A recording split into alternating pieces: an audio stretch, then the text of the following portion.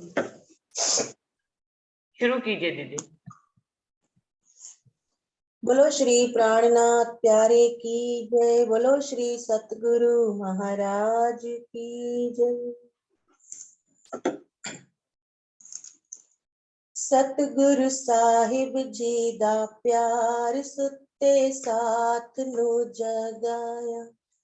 सतगुरु साहिब जी दा प्यार सुते साथ नु जगाया। साथ नु जगाया सुते साथ नु जगाया। साथ नु जगाया सुते साथ नु जगाया।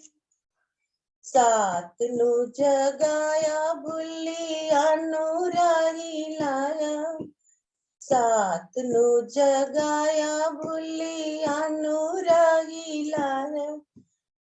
होइया बेड़ा अपरंपार सुते साथ नु जगाया।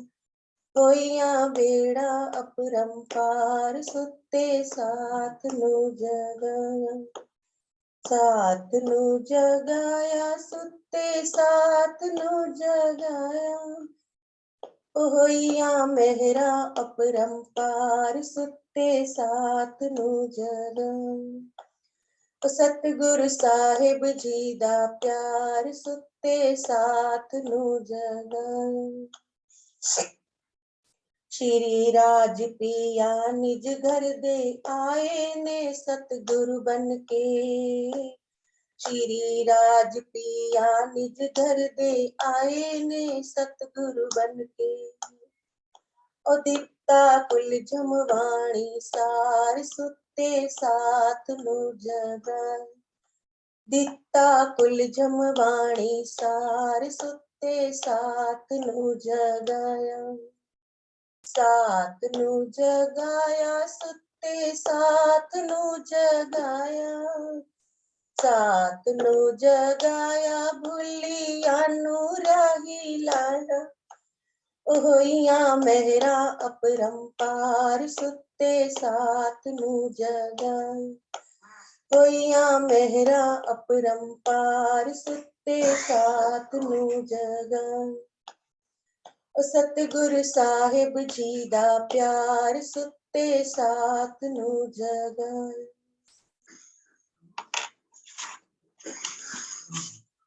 निज नाम नूर बरसांदे निज घर दी बाता सुनांदे।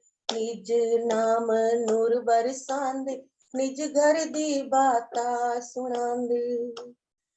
ओ छुटदा जांदा ए संसार सुते साथ नु जगाया। छुट्टा जांदा ए संसार सुते साथ नु जगाया। साथ नु जगाया भुलिया नु राही लाया। साथ नु जगाया भुलिया नु राही लाया। ओ सतगुरु साहिब जी दा प्यार सुते साथ नु जगाया। ओ सतगुरु साहिब जी दा प्यार सुते साथ नु जगाया। मेरे सतगुरु दे दिल अंदर भर आए प्रेम समंदर। मेरे सतगुरु दे दिल अंदर भर आए प्रेम समंदर। ओ मेरे सतगुरु दे दिल अंदर भर आए प्रेम समंदर। ओ डूबण वाले होइया तार सुंदर साथ नु जगाया। डूबण वाले होवन पार सुते साथ नु जगाया। साथ नु जगाया सुते साथ नु जगाया। साथ नु जगाया सुते साथ नु जगाया। होइया बेड़ा अपरंपार सुते साथ नु जगाया। होइया मेहरा अपरंपार सुते साथ नु जगाया। मेरे सतगुरु जी दा प्यार सुते साथ नु जगाया। सतगुरु दा रूप निराला आत्म सुख देवन वाला। सतगुरु दा रूप निराला, आत्म सुख देवन वाला। ओ पावा दर्शन बारंबार, सुते साथ नु जग पावा पावा दर्शन बारंबार, सुते साथ नु जग पावा दर्शन बारंबार, सुते साथ नु जगाया, साथ नु जगाया, सुते साथ नु जगाया, साथ नु जगाया, सुते साथ नु जगाया। होइया मेहरा अपरंपार, सुते साथ नु जगा होइया मेहरा अपरंपार, सुते साथ नु जग सतगुरु साहिब जी दा प्यार, सुते साथ नु जगा सतगुरु साहिब जी दा प्यार, सुते साथ नु जगा। बोलो श्री प्राणनाथ प्यारे की जय। सतगुरु महाराज। प्रणाम दीदी। प्रणाम दीदी। प्रणाम जी, प्रणाम जी। धन्यवाद पूजा जी। शुरू करते हैं सुंदर साथ जी।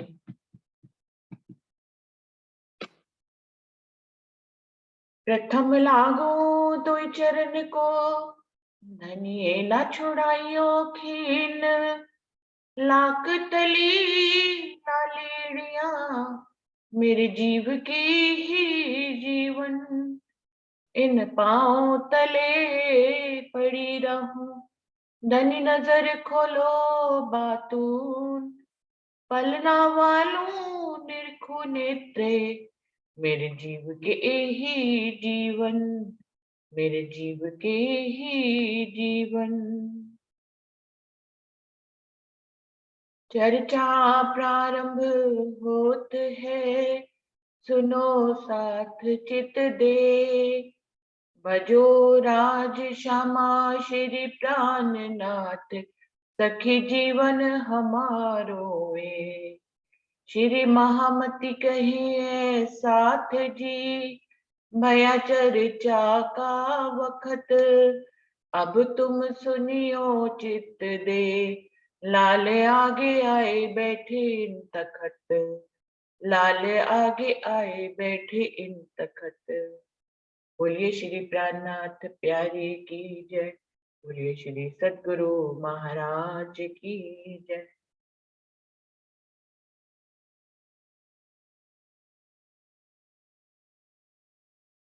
बीतक साहब वाणी का छठा प्रकरण चल रहा था सुंदर साथ जी, जिसकी 46 चौपाई हो गई थी।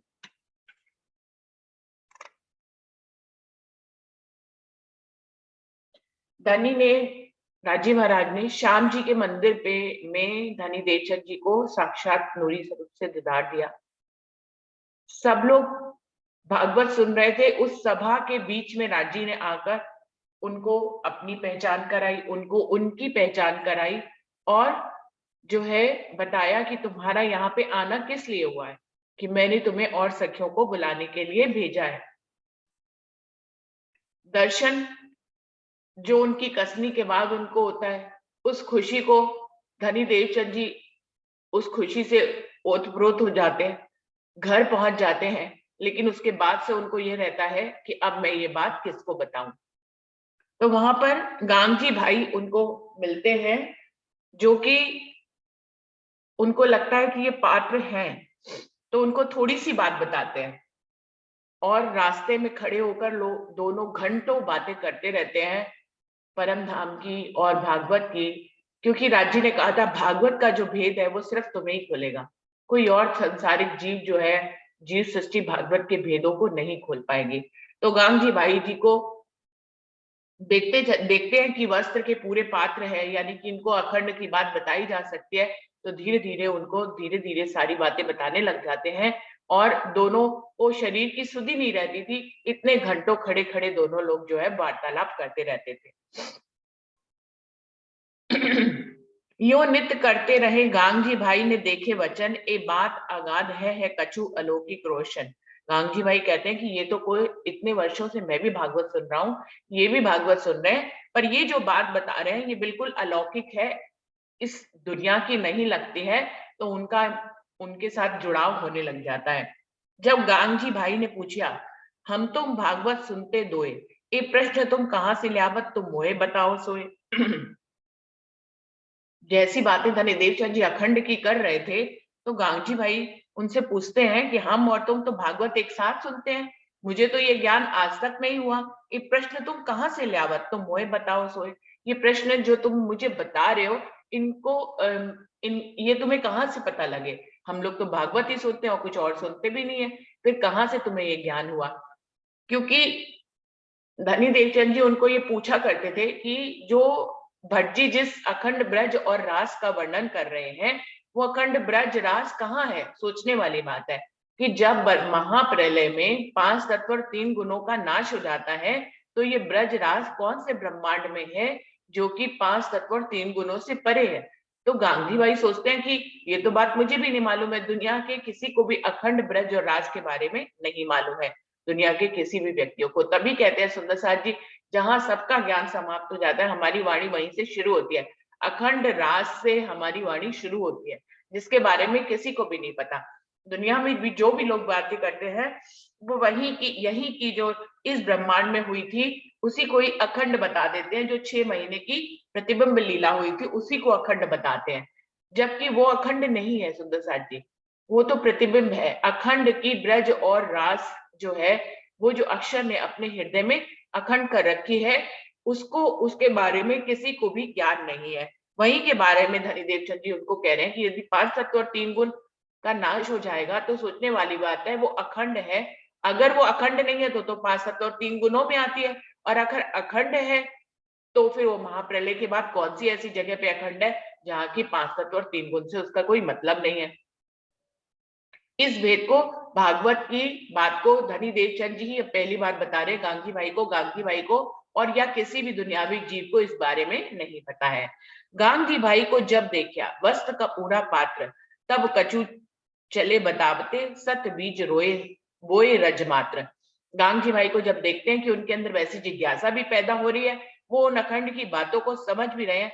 सुंदर साथ जी, भागवत तो इससे पहले धनी देवचंद जी भी 14 वर्ष से सुन रहे थे, गांधी भाई भी सुन रहे थे, और भी लोग सुन रहे हैं, आज भी पूरा ब्रह्मांड भागवत को सुनता है। लेकिन इस तरह के प्रश्न इतने ध्यान से नहीं सुनते कि इस तरह के प्रश्न ही पैदा हो पाए कि पास्ट अखंड का मतलब ऐसी जगह जहां पे फिर दोबारा इस दुनिया में नहीं आएगा, मतलब वहां वो हमेशा लीला होती रहेगी। तो 5 तत्व और 3 गुणों के ब्रह्मांड में तो ऐसा नहीं हो सकता कि लीला होती रहे, वो कभी ना कभी तो नष्ट होगी, जबकि ब्रज और रास को अखंड किया गया। तो इस बात का प्रश्न हर किसी के दिल में उठना चाहिए कि वो ऐसी कौन सी जगह पे अखंड है जहां की 5 तत्व और 3 गुणों से परे है। तो वो हम सभी को मालूम है कि योग माया के ब्रह्मांड है, दुनिया को योग माया के ब्रह्मांड तक के बारे में नहीं पता है। तिन खसबोए से भय और जिज्ञासु जब, तब कछु आगे चले बीतक बताई तब। जब उनको अखंड की खुशबू आने लग जाती है गांधी भाई को, धनी देवचंद जी उनको और आगे की बातें बताते चले जाते हैं। जब देखते हैं कि ये तो और जिज्ञासु हो रहे हैं, तो उनको पूरा पात्र देखते हैं कि ये भी लगता है परम धाम की आत्म है और ये आगे की जिज्ञासा कर रही है। तो उनको पूरा, जब वो पूछते हैं कि ये समय प्रश्न कहाँ से आया, तब उनको अपने दर्शनों की बात बताते हैं कि कैसे उनको जो है धनी ने, अक्षरातीत पूर्ण पारब्रह्म ने उनको दर्शन दिए और उनको सारी बात बताई है कि वो इस दुनिया में क्यों आए हैं। और इस प्रकार से उनकी पूरी अंदर की नजर खुल गई है। अखंड ब्रज रास परम नाम के 25 पक्ष धनी के स्वरूप और श्रृंगार का पूरा जो है हृदय में, धनी देवचंद जी के जैसे राज्य उनके हृदय में बैठते हैं, उनको सब कुछ नजर आने लग जाता है। वहीं से वो गांधी भाई को समझाते हैं। फिर जन्म से लेके आए नए नगर, तहालो सारी बीतक कह चले ताऊ पर। तब धनी देवचंद जी अपने जन्म से लेकर कैसे वो सारे धर्मों में उन्होंने खोज करी, फिर हरदास जी के पास गए, फिर इस नौतनपुरी में आए, सारी बीतक और किस प्रकार धनी ने उनको दीदार दिया, पहले भी 2 दीदार दिए, इस प्रकार से सारी बीतक उनको बताते चले जाते हैं। फिर नए नगर में ज्योंकर भया दीदार, सो सारी बताए दई यो मेहर परवरदिगार, कि नौतनपुरी में आकर फिर उनको किस प्रकार से धनी ने स्वयं दीदार दिया, सारी बात उनको अपने ऊपर, जो धनी ने उनकी मेहर करी थी उनके ऊपर, उस सारी बात गांगजी भाई को बता देते हैं। तब बहुत राजी भय, आवे चर्चा को घर, तहां मंडान होने लगा, बात पसर चली यूं कर। यही वो दिन है जैसे ही गांगजी भाई जी को धनी देवचंद जी की पहचान होती है, बताते हैं कि मेरे ही अंदर आकर विराजमान हुए हैं धनी देव। गांगजी भाई वो पहले मोमिन है जो धनी की पहचान करते हैं, उनको अपने ही घर ले आते हैं, अपने ही घर में वो धनी देवचंद जी को पधराते हैं। यहाँ से दोनों चर्चा वाणी पसरने लग जाती है पूरे शहर में, और लोग भी सुनने आने लग जाते हैं। तो यहाँ पर मिलावा इकट्ठा होने लग जाता है। अब श्याम जी के मंदिर में जो कानजी भट्ट से चर्चा सुन रहे थे, वहां जाना दोनों लोग छोड़ देते हैं, बल्कि धनी देवचंद जी स्वयं चर्चा करने लग जाते हैं, और सारे सुंदर साथ जो है मिल यहाँ पर मंडान होने लग जाता है। तो इस काल माया के ब्रह्मांड में गांगजी भाई पहले मोमिन थे जिन्होंने धनी देवचंद जी के राज्य के स्वरूप की पहचान करी इस तन के रूप में, और उनको अपना सद्गुरु माना, और तन मन धन से उन्होंने, तन मन धन जीव से उन्होंने उनकी सेवा करी और उनको अपने घर में पधराया।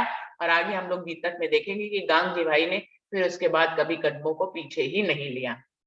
एक से सुनी दूसरे, कहां से मिला साथ, सोई आवे दीदार को, जाके धनिया पकड़े हाथ। एक से बात पसरने लग गई कि वो बहुत अखंड की चर्चा करते हैं, अखंड ब्रजराज की चर्चा करते हैं। एक से दूसरा सुनता है, दूसरे से तीसरा, इस तरह से वहां पर सब धनी देवचंद जी के दीदार को आने लग जाते हैं और सब मिलावा होने लग जाता है। धनी ने तो पहले ही कहा था कि मैं खुद ही तुम्हारे पास परम धाम की ब्रह्म शिष्यों को भेजूंगा, तुमको तुम्हारे अंदर आकर के बैठ रहा हूं। और वो सुंदर साथ कहाँ है, धनी देवचंद जी जब पूछते तो वो कहते हैं मैं खुद ही भेजूंगा तुमको। महामती कहे ए साथ जी ए अपनी बुनियाद, अब तुम्हें आगे कहूं ताको करो याद। महामती जी लालदास जी के रूप में विराजमान होकर क्या कह रहे हैं, यही अपनी बुनियाद की बातें हैं। यहाँ से शुरू हो गई परम धाम की अखंड ब्रज और रास की लीलाओं की चर्चा वाणी, यहीं से शुरू हो जाती है। अब तुम्हें कह रहे हैं मैं आगे की कहूं, उसको भी तुम अपने हृदय में संभालो। तो ये प्रकरण 6 चौपाई 341 यहाँ पे समाप्त होती है। अब 7वें प्रकरण के ऊपर आगे चलते हैं। इसमें 7वें प्रकरण में धनी देवचंद जी के जन्म और धाम गमन और शिवजी साहिब जी के जन्म और उनके जो समाधिस्थ अवस्था लेते हैं वहां तक का, और दोनों का ही थोड़ा सा संक्षिप्त वर्णन इसमें दोबारा से किया गया है। साल 9 से 90 मास नब हुए रसूल को, जब रुअल्ला मिसल गाजियों मोमिन उतरे तब। वाणी की चौपैया और बीता साहब की चौपैया काफी एक जैसी हैं।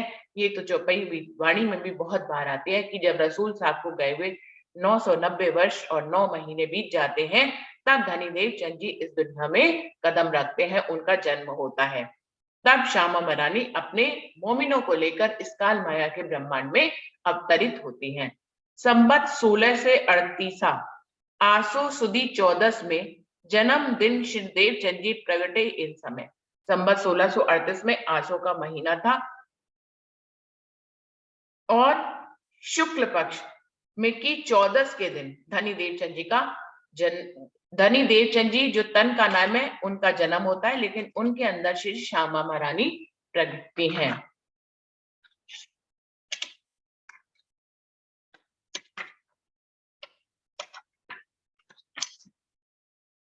देश मारवाड़ में उमरकोट है गांव, मतु मेहता कुंवर बाई श्री देवचंद जी प्रगटे इस ठाम। मारवाड़ देश में उमरकोट गांव में मतु मेहता और कुंवरबाई, माता का नाम कुंवरबाई और पिता का नाम मतु मेहता है, श्री देवचंद जी इनके घर में जन्म उनका होता है। कहां से आए, कच्छ देश में बीच मोहम्मद दिया दीदार, पहुंचाए मजल को किए खबरदार।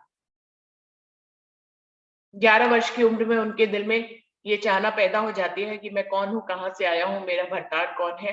पिंगल श्याम की मूर्ति के लोगों के बताने पर पिंगल श्याम की मूर्ति की परिक्रमा करते हैं। कभी पिता के साथ कच्छ देश आए थे तो व्यापार के कारण देखते हैं कि वहां बहुत सारे मंदिर हैं, और एक दिन खुद ही अकेले ही कच्छ देश की तरफ चल देते हैं।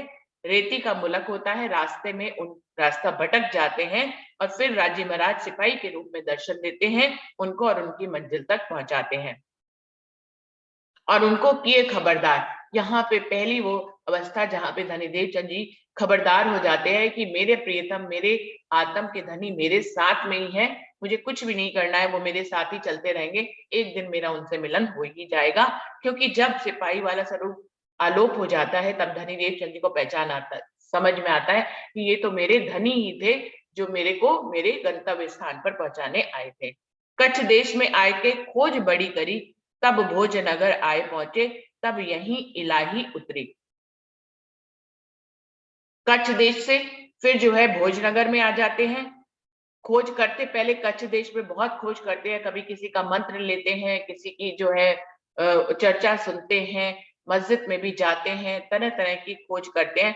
फिर उसके बाद भोजनगर में आ जाते हैं जहां पर हरिदास जी के पास उनकी आत्मा को करार मिलता है। यहीं पर ही धनी देवचंद जी को जब बाल मुकुंद जी की मूर्ति देने की बात होती है, ये हरिदास जी का किस्सा है। दोबारा से सब कुछ सुंदर साथ जी थोड़ा सा रिपीट कर रहे हैं। लालदास जी बार बार अपनी बातों को दोबारा से बताते हैं। जहां पर बाल मुकुंद जी अपनी मूर्ति देने के लिए मना करते हैं, तब जो है बांके बिहारी के वस्त्रों की सेवा लेकर धनी देवचंद जी अपने घर में पधराते हैं, उनकी सेवा करने लग जाते हैं। और यहाँ पर उनको दूसरा दर्शन होता है ब्रज में, बाल मुकुंद जी के कृष्ण के बाल स्वरूप में उनको दूसरा दर्शन होता है चितवनी के माध्यम से। हरबंस जी हरिदास के रहे कोई एक दिन, ता पीछे नौतनपनी सुना भागवत हुए वन।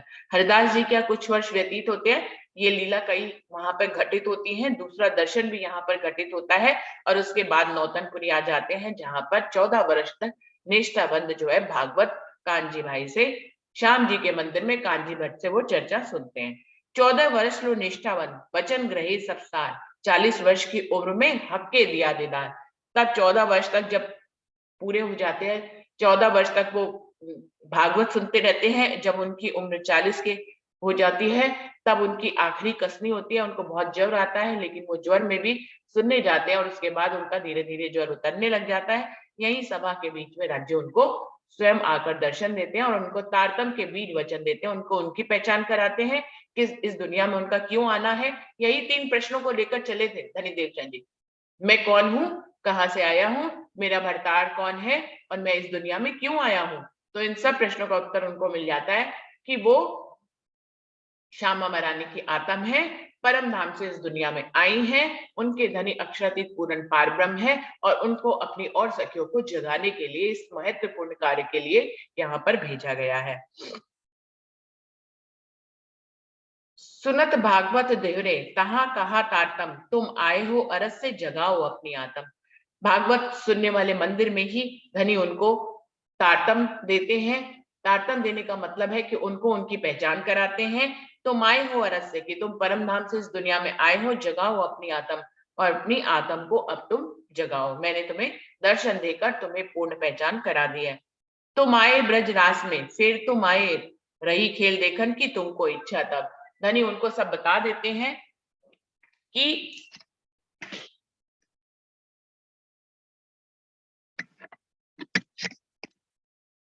धनी उनको सब बता देते हैं कि ब्रज में भी हम और तुम आए थे, रास में भी हम तुम आए थे, और फिर उसके बाद हमारी तुम्हें वहां पे विरह का अनुभव हुआ था, फिर हम वापस परम धाम गए, लेकिन हमारी इच्छाएं पूरी नहीं हुई थी। रही खेल देखन की तुमको इच्छा थी, वहां पे तुम्हारी इच्छा फिर से रह गई। और फिर तिस वास्ते इंड तीसरा रचा तुम कारण, ए भागवत तुमको खोले तुम ही करो रोशन। और फिर तुम्हारी इच्छाएं पूरी नहीं हुई, हम फिर इस काल माया के ब्रह्मांड में, जागनी ब्रह्मांड में आए, जहां मोहम्मद सब कुरान में सारी साक्ष्यों को लेकर आए। और अब तुम जो है यहाँ पर तुम्हारा आना भी इसीलिए हुआ है क्योंकि भागवत जो तुम सुन रहे हो, इसके गुज भेद जो है सिर्फ तुमको ही खोलेंगे, तुम ही इसको दुनिया में रोशन करोगे। बुलाए लियाओ सैयन को अपने वतन निज धाम, इनको इत जगाए के पूरो मनोरथ काम। आपको यहाँ पर भेजने का कारण यही है धनी का, कि तुमको परमधाम के और ब्रह्म शिष्यों को जगाना है, अपने वतन उनको लेकर आना है और इनको जगाकर इनकी सभी इच्छाओं को पूरा करना है, इनको अनेक सुख देने हैं। मोको फेर ना देखोगे इन भांत इन नैन, अंदर तुम्हारे आऊंगा, अंदर तुम्हारे आऊंगा, पूछ लियो अब बैन। तब धनी उनसे कहते हैं कि आपको जो कुछ भी पूछना है तुम पूछ लो, क्योंकि तुम दोबारा मेरा ऐसा दर्शन नहीं कर पाओगे। जब धनीदेव चंद जी पूछते हैं कि तुम कहाँ जाओगे, तो कह रहे अंदर तुम्हारे आऊंगा, तुम पूछ ले हो अब बहन, अब मैं तुम्हारे आकार के अंदर ही विराजमान हो जाऊंगा, तुम्हारे दिल को अर्श करके बैठ जाऊंगा, और अब तुमको जो कुछ भी पूछना है वो तुम पूछ लो। हुकुम हक सुभान का, मूल श्री देवचंद जी पर, एक जो खेल देखन को सात धाम से आए उतर। तो राजी महाराज ने हक सुभान उनको स्वयं अपना हुक्म दे देते हैं। श्री देवचंद जी के ऊपर ही ये मूल हुक्म आया है कि ये खेल देखने के लिए जो परमधाम से ब्रह्मशिष्टियां आई हैं, इनको परमधाम वापस लेकर आना है। तिनको बुलावने में भेजे तुमको, खेल से जगाए के प्यार करो इनसो। ये जो परमधाम की रूहें हैं, खेल देखने आई हैं, यहाँ पर परमधाम को भूल गई हैं, ब्रज और रास को भी भूल गई हैं। तुमको इनको ब्रज और रास को बताना है, परमधाम के बारे में बताना है, तुमको इनको जगाने के लिए ही यहाँ पर भेजा है। इस खेल से इनको जगाना है और इनको तुम्हें अपना आत्म का संबंधी ही जानकर वैसा ही प्यार करना है। पहला ही संदेशा धनी देवचंद जी को जो है राज्य महाराज ने प्यार का दिया कि इनको तुम्हें प्यार भी करना है, परमधाम के लिए जगाना तो है ही है, और प्यार करके परमधाम वापस लेके आना है। संवत 1638 से आसो सुदी चतुर्दशी के दिन प्रगटे देश मारवाड़ में गांव उमरकोट उत्पन्न। दोबारा से फिर उनके जन्म का सन बता रहे 1638 में, जब शुक्ल पक्ष की चतुर्दशी थी, आसो सुदी का महीना था, मारवाड़ प्रदेश में उमरकोट गांव में धनी देवचंद जी प्रगटे थे। संवत 1672 भादो मास उजाला पक्ष चतुर्दशी बुधवारी भई हुए धनी अलग। और संवत 1600 12 के दिन में भादो मास उजाला पक्ष, ये भी शुक्ल पक्ष ही था, उजाले का दिन था, भादो मास उजाला पक्ष, उसमें भी चतुर्दशी का ही दिन था, और बुधवार का समय था, जबकि वो इस दुनिया से अलग हो गए, यानी कि अपना धाम गमन उनका हुआ, यानी कि तन छोड़कर लीला आगे महराज ठाकुर में स्थानांतरित हो गई। तो धनी देवचंद जी कहाँ गए हैं? तन के रूप में धनी देवचंद जी जरूर यहाँ पे अलग हो गए, दिखाई नहीं दे रहे, लेकिन उनके जो राजी महाराज हैं, वो जो उनके अंदर विराजमान थे, उन्होंने अपना तन बदल लिया है। अब जो है चौथे दिन से पांचवें दिन की लीला जब शुरू होगी, तो महराज ठाकुर के हृदय में अर्श करके बैठ जाएंगे। बरस 74 में न्यून भया एक मास, तब सौंप चले श्री महाराज को उम्मत खास। जबकि उन्होंने अपना सब कुछ जो है तन छोड़ा, उस समय 74 वर्ष की उनकी आयु थी, उसमें एक महीना कम था। 74 में न्यून भया एक मास, 74 वर्ष की उम्र में एक महीना कम रह गया था, यानी कि 73 वर्ष और 11 महीने के आयु में उन्होंने इस तन को छोड़ा। तब महराज जी को अपनी असल खास, जो उनकी खास उम्मत का सारा कार्यभार, उनको जगाने का भार महराज ठाकुर जी को सौंप कर चले जाते हैं। तब सौंप चले श्री महराज को उम्मत खासल खास। संवत 1675 भादोबदी 14 नाम, पहर दिन चढ़ते वार रवि प्रगटे धनी श्रीधाम। अब श्री महराज ठाकुर जी के तन के जन्म की बात बता रहे हैं कि संवत 1675 में, जबकि भादो का महीना था और कृष्ण पक्ष की 14 थी, उस दिन पहर दिन चढ़ते वार रविवार का दिन था, और सुबह 9 बजे के समय पर प्रगटन हुआ महराज ठाकुर जी का। संवत 1651 सावन बदी चौथ में रात पिछली घड़ी दोए में आया फरिश्ता धाम से। और धनी देव महराज ठाकुर जी के जन्म की बात बताई अभी, जबकि वो समय रहते ही उन्होंने तन नहीं छोड़ा, लेकिन वो अखंड समाधि में चले गए। और हम सभी को मालूम है कि गुम्मट जी के नीचे जो जगह है, कमरा है, वहां पर झूले पे उन्होंने समाधि ली थी, विराजमान हो गए। सुंदर साथ ने उनको झूले पे विराजमान का है। ये था संवत 1751 के, संवत 1751 था, जब सावन का महीना था, चौथ का दिन था। ये भी जो है कृष्ण पक्ष की रात थी। रात पिछली घड़ी दोए में आया फरिश्ता धाम से। आया फरिश्ता धाम से क्या मतलब है कि धनी ने अब जो है छठा दिन शुरू होने वाला है। बैठक जो है इंद्रावती को खुद हक की महिमा दी, उनको खुद खुदा बनाया, लेकिन 5वें दिन की लीला अब समाप्त होकर छठा दिन मोमिनों का हो जाएगा, जबकि राज्य मोमिनों के दिल पे, हृदय पे वो अर्श बनाकर लीला करेंगे। सुबह 5:15 का समय था, जबकि उन्होंने समाधि ले ली। तीज भई रात घड़ी चौथलो उपरांत चौथ भई, जब 2 घड़ी रात बाकी रही, समय अंतर ध्यान को तब। इस समय धनी जो है अंतर ध्यान हो गए, मोमिनों के हृदय में छठा दिन आ जाएगा और अखंड समाधि में महाराज ठाकुर जी विराजमान हो जाएंगे। जब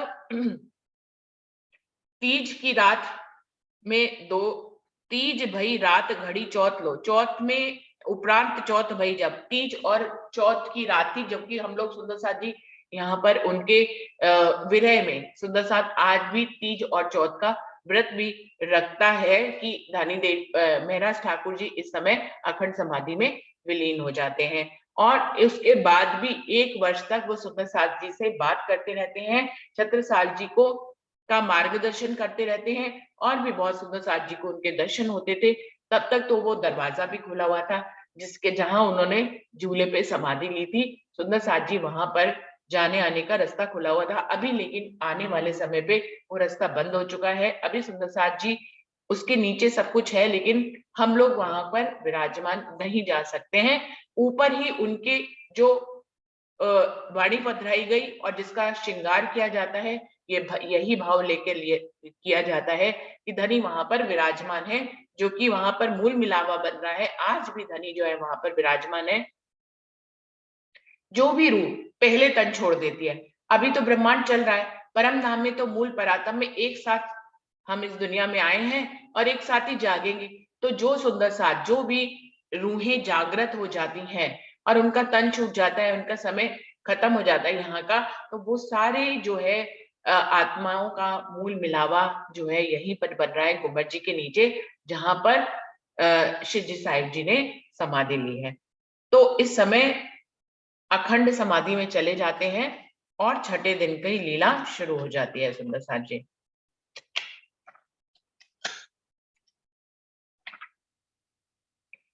वार था इत शुकर, रहे इत एक दिन, ता पीछे मंदिर में पधराए मोमिन। तीज के दिन वो समाधि ले लेते हैं, चौथ के दिन सुंदर साथ उनको जो है शुक्रवार का दिन था, जबकि सुंदर साथ उनको मंदिर में पधरा देते हैं, मतलब गुम्बद जी के नीचे झूले में उनको विराजमान कर दिया जाता है, मोमिन उनको पधरा देते हैं। बरस 76 में कम 2 मास 10 दिन, देखा खेल यहाँ लो फिरे तरफ वतन। मेरा ठाकुर जी के तन की जो आयु थी, जबकि वो अखंड समाधि में गए, तब 76 वर्ष में 2 महीने और 10 दिन कम में उन्होंने अंतर ध्यान हुए, वो उन्होंने समाधि ली। खेल देखा खेल यहाँ लो फिरे तरफ वतन, यहाँ तक उन्होंने इस काल माया के ब्रह्मांड के खेल को देखा, अपनी सभी जिम्मेदारियों को निभाया जो धनी ने उनको दी थी। उन्होंने हक की शोभा उनको मिली और उन्होंने सुंदर साथ की जागने के लिए बहुत से कष्ट भी सहे, जो आगे बीतक में लालदास जी हमें बताएंगे। और फिर यहाँ फिरे तरफ वतन से क्या मतलब है सुंदर साथ जी?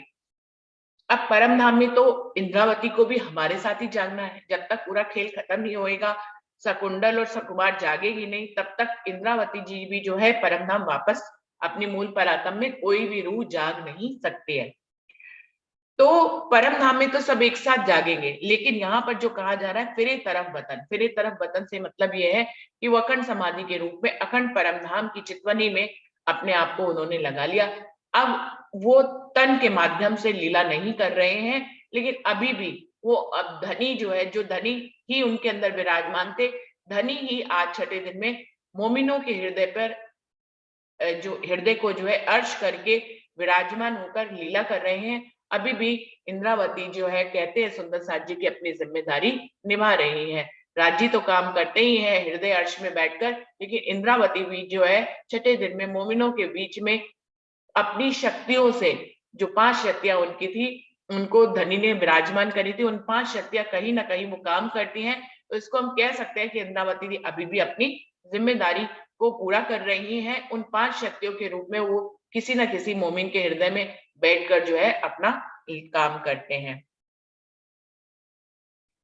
साथ सौंपया आप श्री राज को, जाहिर में श्री महाराज, अब हम फिरत धाम को, तुम रहो सावचेत आज।